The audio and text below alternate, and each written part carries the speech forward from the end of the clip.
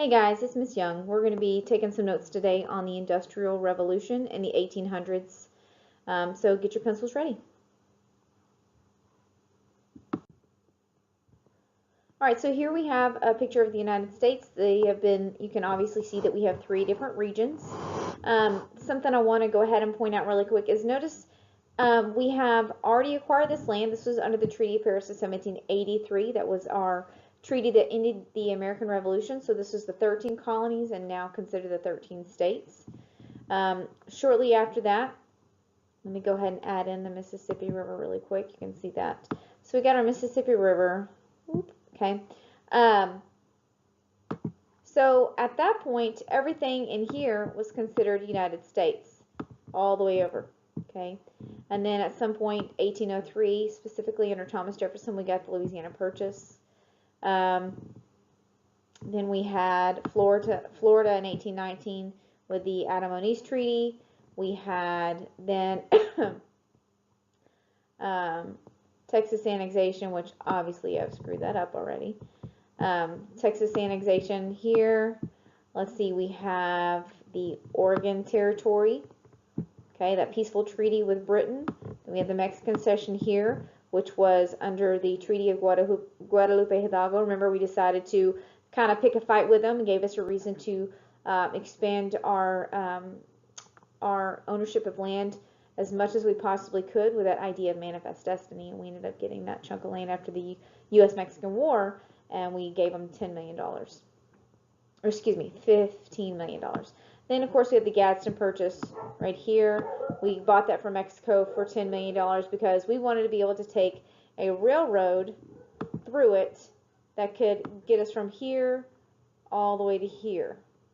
So imagine that red line as the railroad, and that's it's a huge deal for all these cotton factories over here trying to get goods to over to this western portion of the country.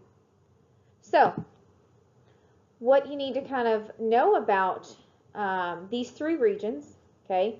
First of all, they do have specific names. We have the North, obviously, okay, and it is primarily factories. We then have the South, which is predominantly plantations and farms. And then we now have the West, where we have tons of mining, not just gold mining, or it was many different types of minerals, and you're going to learn more about that here in a little bit. So today I want you to, while you take notes, you're going to be learning about what are some economic facts. Some economic facts, and that's what do they make for money? What do they do to make money? We're also going to learn the social facts about each region. In other words, what are the people like? What's going on? Who's there and what are they doing? Okay. We're also going to cover the geographical facts about each region. So is it good soil, bad soil? Does it have rivers? Is it dry? Is it moist? You know, how does it contribute? And then how does this geographic contribute to the economic factors? That's a big connection we have to be able to make once this is all said and done. So just get ready to move along to the next slide so that we can start jotting down some notes. All right, I want to explain to you a little bit about how our notes are going to work. We're going to start out by regions. We're going to go across your paper. So the top section of your paper, you should see North, and you're going to have the economics of the North, the social facts of the North, and then the geographic facts of the North. And as I go through and explain, I'm going to reveal and get rid of these little boxes that are covering the notes that look identical to what you have on your paper. And while I'm doing that, also you're going to see pictures pop up. They're going to help make some of this information make more sense. Give you somewhat of a visual of just exactly what the heck am I talking about. So we're going to start out with the northern region of the United States at this point and discuss the economic facts. In other words, what is going on in the north, and it's more specifically that northeastern chunk of land that you saw on the previous slide. What do they do to make money? So go ahead and fill in the blanks that you see here. The free enterprise system, this is a system of making money, and it spurred the Industrial Revolution because machines allowed businesses to grow. The early Industrial Revolution, it encouraged transportation systems, laborers, okay, people getting jobs, and the opportunities for business. Now, the free enterprise system, let me back up. The free enterprise system is this ability for a business to get started. When a business can get started without the government saying, no, you can't do this, you have opportunity to make as much money as you could possibly want. And so imagine being in the 1800s, you have this idea of an invention, and all of a sudden this invention takes off and you can put it in a factory, and if you have multiple of the same type of machine, you're making more of the same product. You just now started a business. And when you are able to create products that people want, like, I don't know, clothes, well, you make more clothes, you sell more clothes, and then all of a sudden you're rolling in the dough. This is free enterprise system.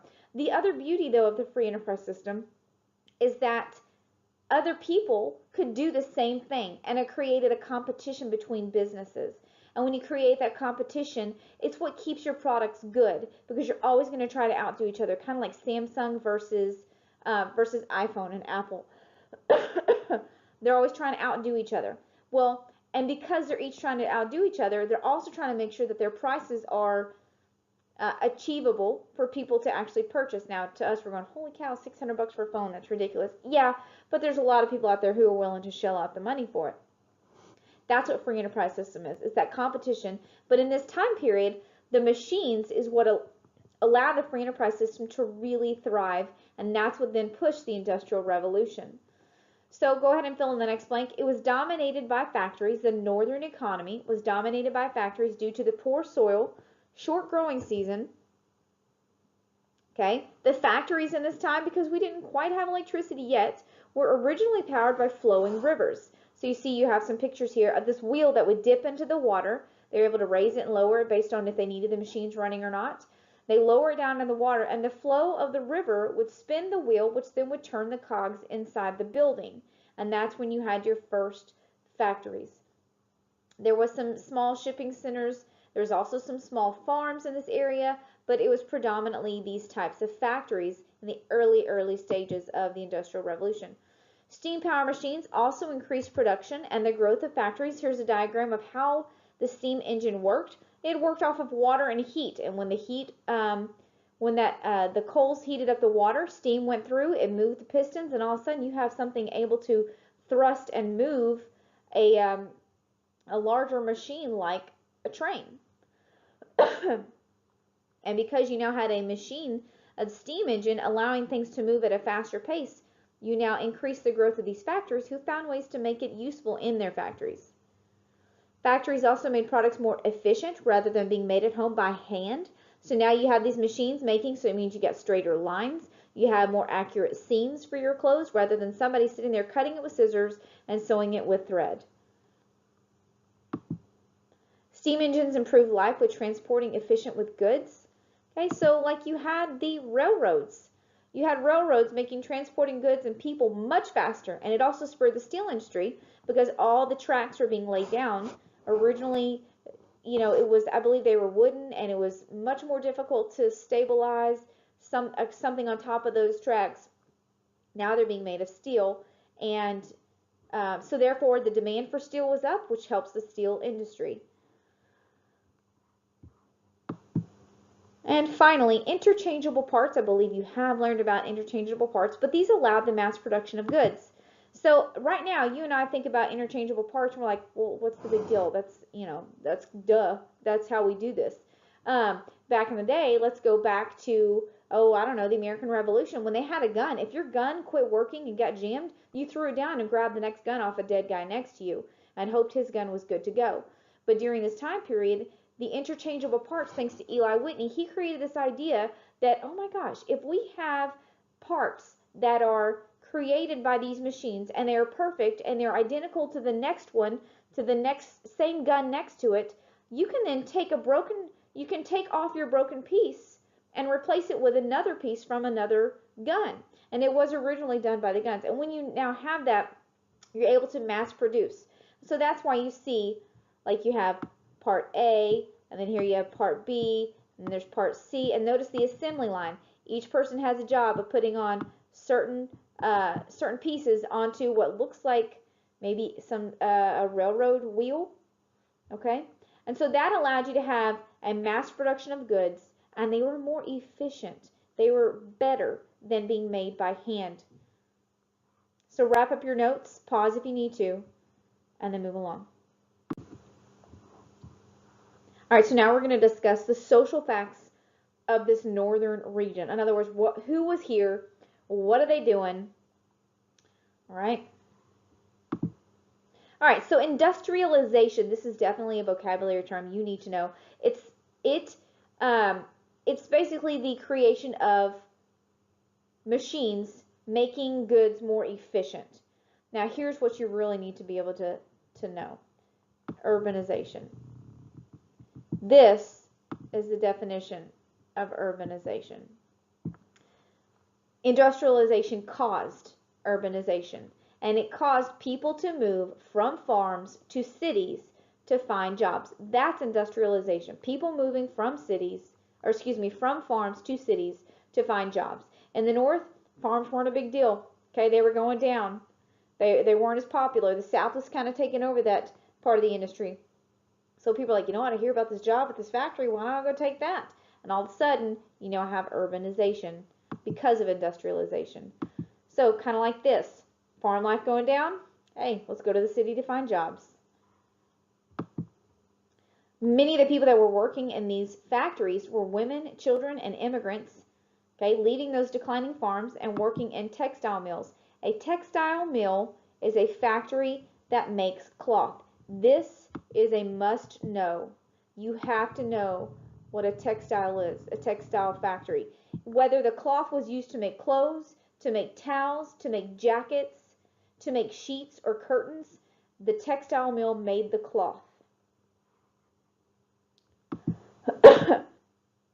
In the factory, I'm sorry, let's take a look at this picture. So you can see these little kids, how they're standing. They could fit in there, and right in there if they needed to. And that's why they were hired. And a lot of families had a bunch of kids so they could go to work and be utilized for bringing an income into the family. So factory workers worked for very low wages. They worked for long hours and in very poor working conditions. And if you got hurt, yeah, well, you better not miss a day of work because there's somebody outside my door waiting to take your spot, and probably for less pay. So many times people just dealt with the situation of low wages, long hours, and poor working conditions because they needed the money and didn't want to lose their job. Immigrants was another group of people, okay, besides women and children. Immigrants came in. They were coming to America to live the American dream. So think about Europe. They moved from Europe across the Atlantic Ocean, hit America, and they're like, man, I'm here. I made it. I'm going to make some money and make something of myself, okay? They needed jobs. When they first got here, they came with mostly nothing, and they were willing to work for low wages. So one group of immigrants that came over were the Irish. And the reason they left their home country was because they were dealing with what we call the potato famine. And potatoes, if you've ever heard of, Irish potatoes, that's a pretty big industry over there, doing much better, by the way. But the potato famine just demolished the people. A famine is a widespread starvation. You literally have people dying because they had no food. They relied on the potatoes to get nourishment, and when the potatoes have this disease, like you can see on this picture, where it has this brown yuckiness, okay, that they can't eat that. And so the Irish were struggling, and they left Ireland, came to America to live the American dream because of all the things they were hearing about, the good stuff going on in America. And they were really shocked when they got here to see the living conditions and to see how hard people had to work and how long you had to work and what life was really like when coming to America. So the other group of people are the Germans. The German immigrants, they were leaving behind a bad government and also famine, but they did bring some cultural influences like kindergarten and polka music. So here you can see that the cultural traditions are still practiced today. They oh goodness, you would recognize the music if you heard it. That's kind of the one that's, they depict on the Ricola commercials and everything. So German influences are very strong in the United States. And the next group of immigrants that you need to know about are the Chinese. And the Chinese blasted mountains for the railroad tunnels. This will be on your test. You're going to want to recall what the Chinese contributed in changing the landscape of America. And that was because they blasted the side of mountains to help make way for railroads. Okay. And of course, we have the unfortunate overcrowded housing in the north because of, and causing diseases to spread. It was just atrocious. Look here, you have 7 people living in a one-room apartment. You got a bed here, you have a bed here, and then look, oh, you got the kitchen. And I wonder if this room back here is a closet slash bathroom. Okay, so this is the kind of living conditions, and you can imagine. I mean, look how much we're people get sick at school. We're not even in that close of quarters. These people are really dealing with some serious health issues because of how crowded the housing was. People began buying ready-made products such as clothes because of the new industrialized goods. So the factories were doing something good.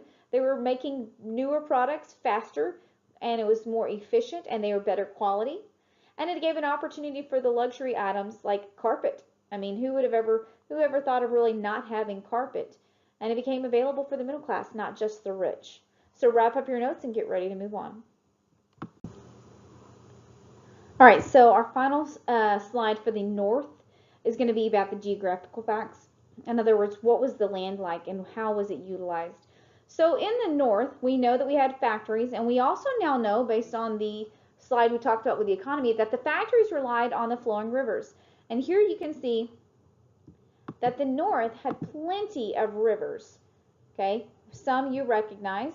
Okay, I'll just get my blue here.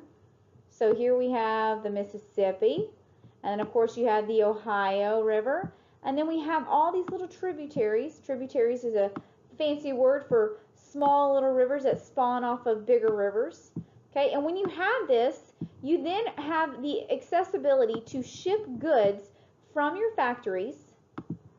Okay, so let's say here's a factory. Well, guess what? I need my shipment to get on the boat here, and I can send it downstream and get it to wherever I need. I can go this way, or I can go down. I can go south. So that's the beauty of having the river system.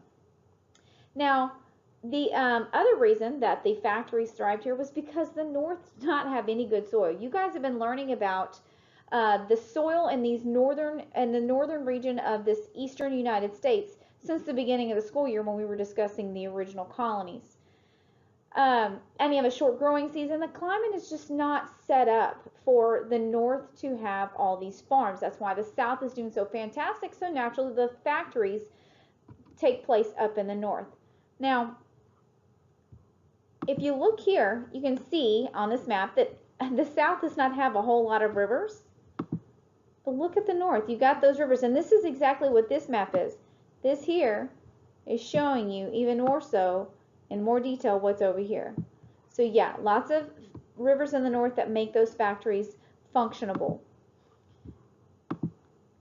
Now we need to take a look at any environmental modifications. So we made man-made waterways like the Erie Canal along the railroad system. We talked about the Erie Canal under Henry Clay's American System. He presented this idea as a way to transport goods better and helping the American economy. That's exactly what we did.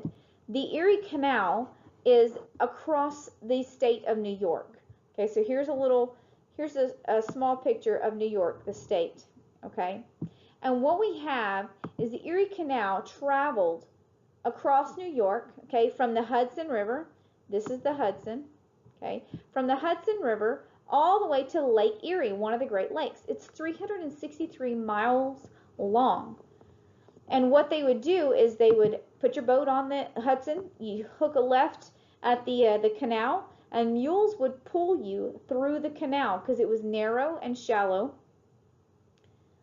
Okay, and at some point you would come across a gate, and that gate would you would be charged at that gate because you'd made it to a certain point, and somehow they had to pay off the canal, and that's how they did it.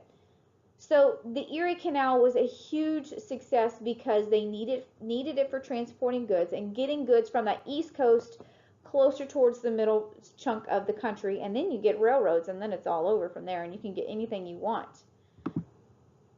which is where we go with next. We have roadways that allowed the North to expand and factories to just spread. It's amazing what will happen whenever you get the transportation you need. People can get where they want, and they can take goods with them and build businesses where they land.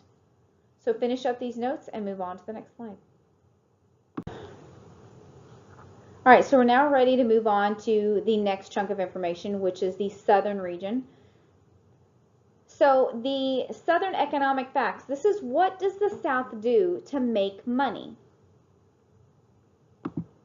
So plantations, these are large farms that only grow one cash crop for sale. They were the center of the economy. This is what the southern economy thrived on. And typically you were selling cotton. This is the big deal. Remember, you got textile factories in the north who were just begging for that cotton to come in so they could continue making money in their factories. So they started out, these plantation farms were the big house you see here, this is the center of the farm, and all the farm land was around it. So the rich family lived in that house, and the slaves typically had a smaller house out back where they would live.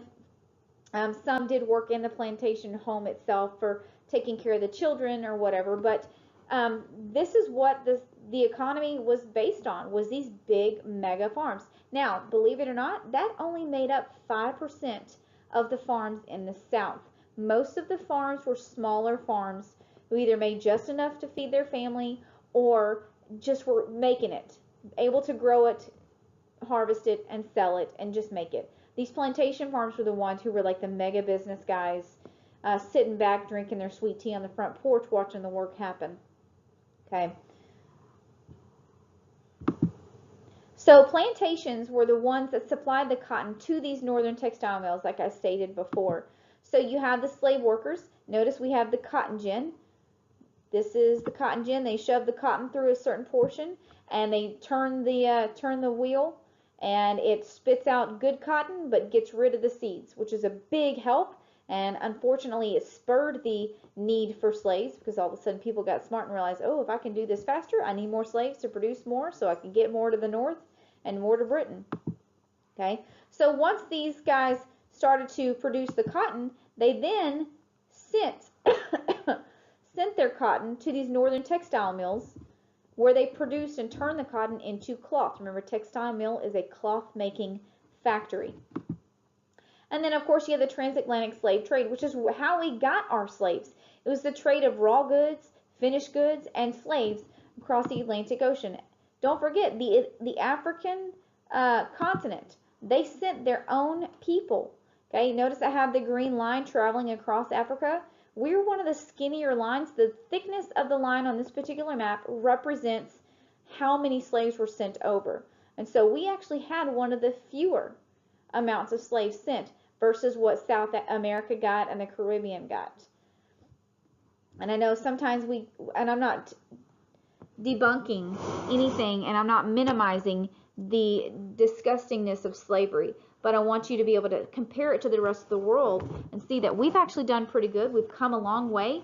We only had slavery for 80-something years, but the black community had continued for years thereafter to rise up from all the oppression that they dealt with because of slavery.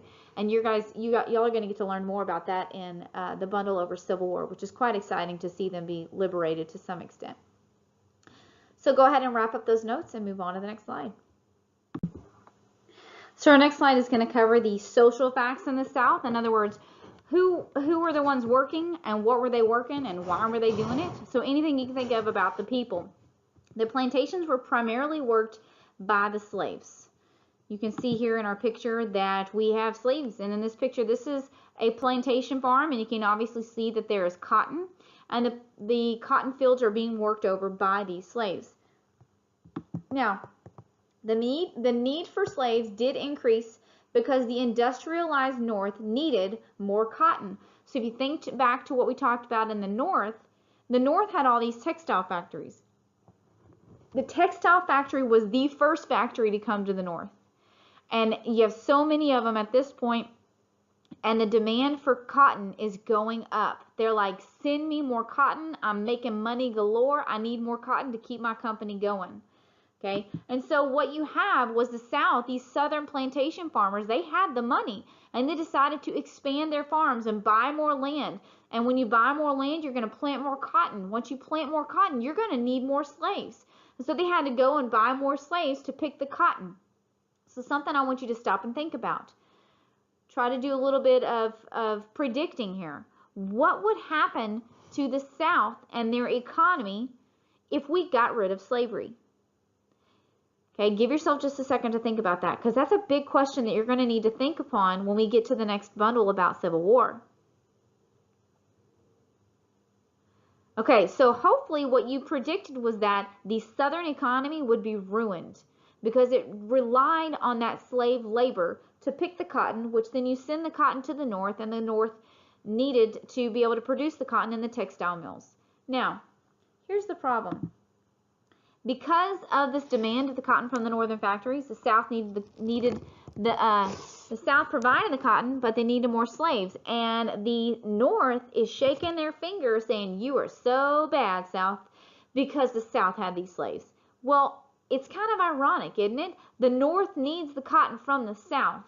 The slaves are the ones picking the cotton that gets sent to the North. Yet they're telling us, the North is telling the South, you guys are bad for having slaves. So if we take out slavery, guess who else is going down with us? Northern factories, because they're not going to be getting their cotton like they are expecting to because they got rid of our slaves for us. So it's going to be a really big and long road ahead when it comes to deciding how and when to get rid of slaves, and is it necessary? What's going to happen to our future? Okay, so those are some things you need to reflect upon. So go ahead and wrap up these notes and move on to the next slide.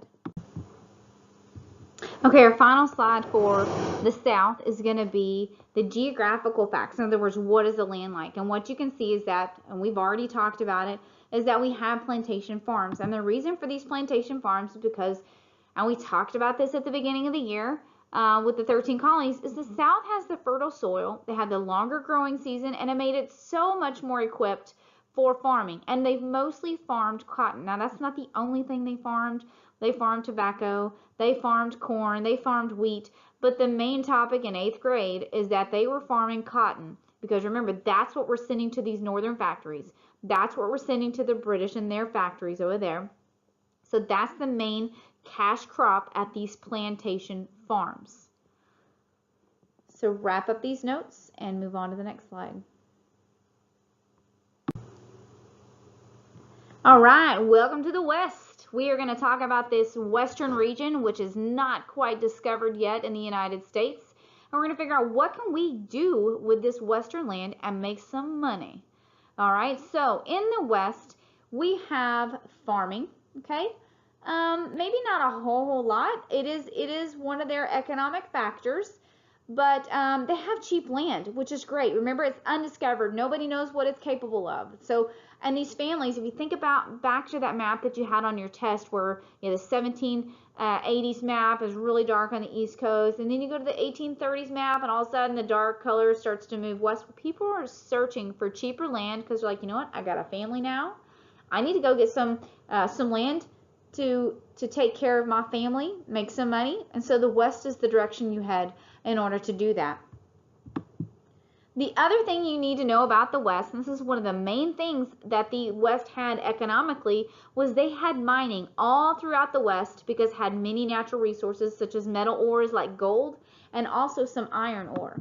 So if you see this map here, this is actually a current map, a present day map. The dots represent all the different natural resources that are available in the West because of mining. I mean, that's ridiculous. Okay, we have copper, gold, silver, so tons of different natural minerals and resources available to make money off of. This is another type of map where you can see tungsten deposits. You can also see gold deposits. I mean, look at that. You're predominantly in this western region. There's not a whole lot going on in the eastern half of the country. Now, that's not to say that there's not some, but your western region is where it was at. Okay. So here's a picture of some miners. Who knows what they're mining for. It was a dirty job. My grandfather was a miner. He had a black lung. I mean, when you're breathing in all the dust and dirt, it was one of the bigger issues back in the early or mid 1900s when he was alive and working in the mines. And so these guys worked hard, and they come out with black faces. Okay, so this is another go-to job in the West. There's another place to get a job besides the factories. So wrap up this slide and move along. All right, let's talk about the people of the West, some social facts. Many people moved west because of those overcrowded cities.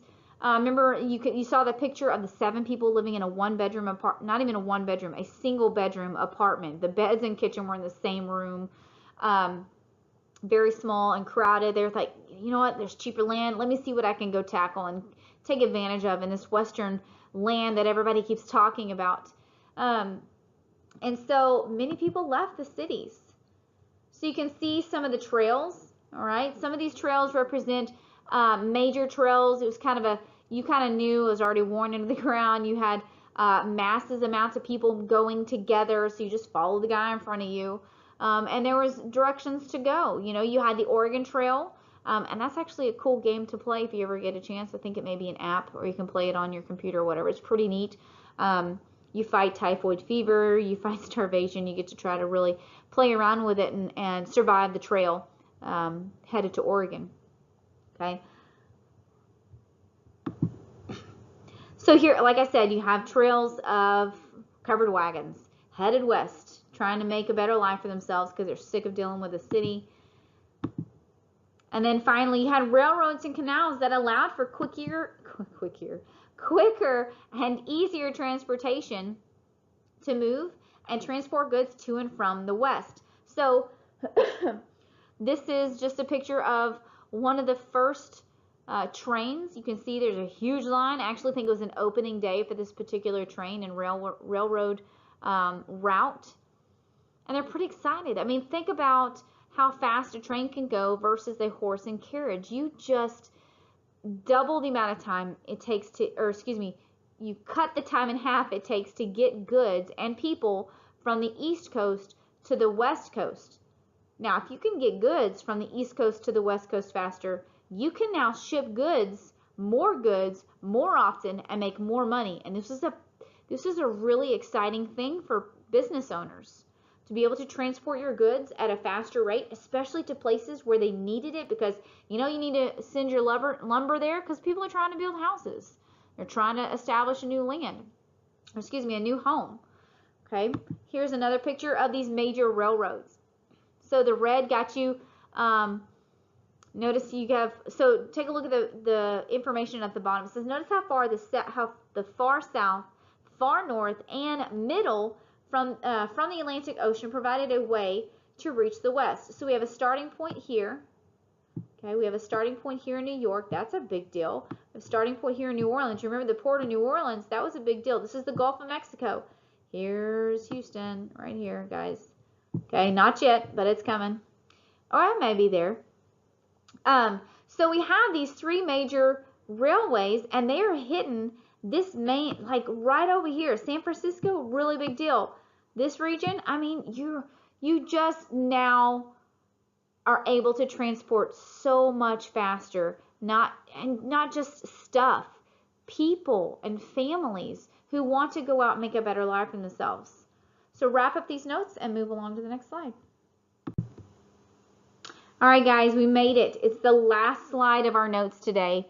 We are going to be talking about the geographical factors of the West. What is the land like in this new land we've discovered in the West?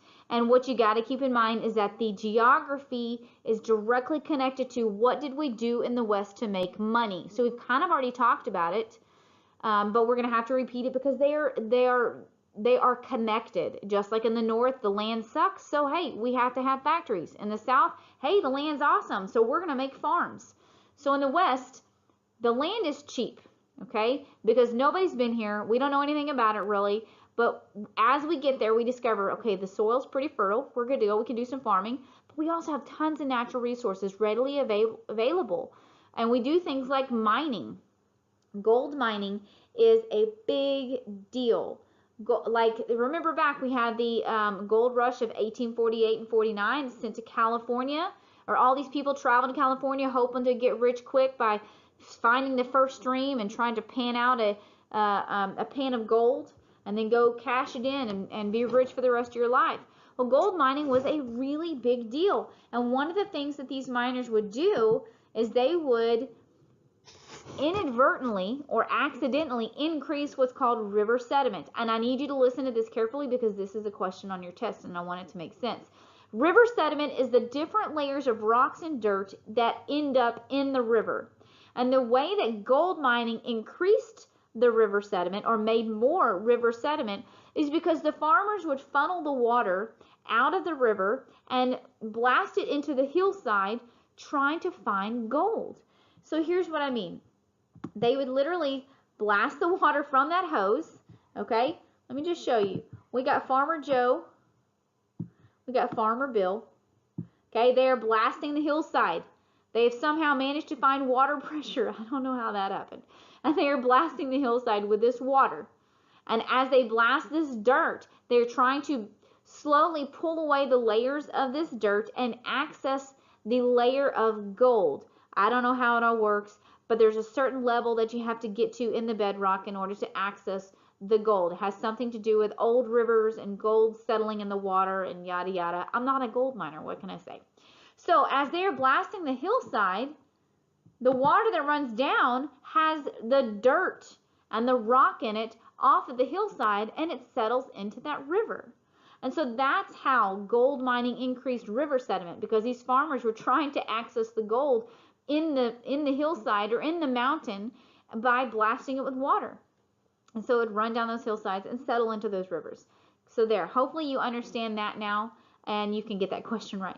So wrap up these notes, and you're going to need to be gluing this into your notebook.